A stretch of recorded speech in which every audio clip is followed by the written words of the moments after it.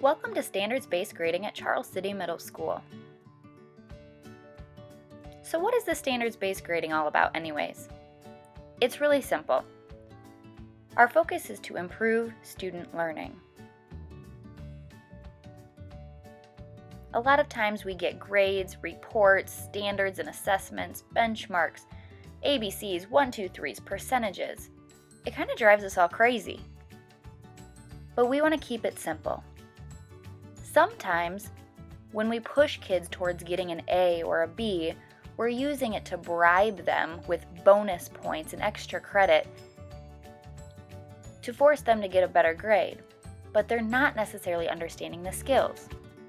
So in standards-based grading, we can use grades to help students be more successful, to understand a specific skill. In standards-based grading, we focus on the demonstration of a skill to the level of mastery, not grading based on homework or coming to class on time and group work or extra credit.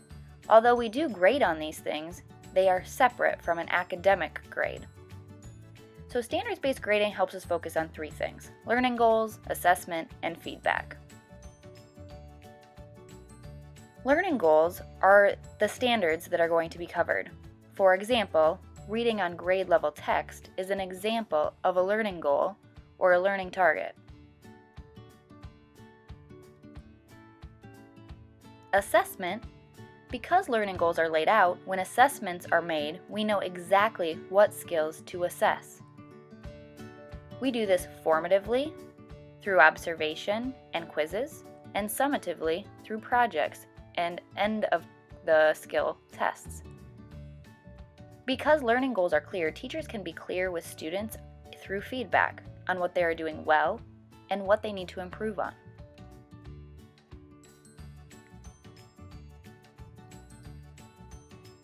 So this kind of sounds like good teaching practice. So how does the grading actually change? Well, instead of scoring on assignments for points correct, we look for the understanding of skills or concepts. Because a lot of times on assessments, more than one skill is being assessed on the same exact test. So how do we know what they can do and what they're not doing as well? In 5th grade math, for example, you might have up to 5 standards or more. So let's pretend that we're going to assess them on 2 of these standards on the same test. On this test, when we look at the numbers and operations in base 10, we notice that this student is able to do 2 of the answers, but not the 3rd. So they're still developing an understanding. It looks like they're getting it, but not all the time, all the way.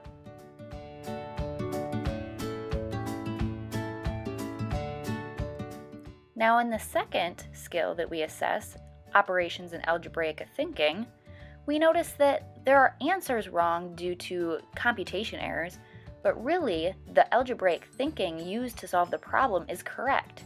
And since this is the skill that we're assessing, the student would get a 4 for meeting the understanding of the skills.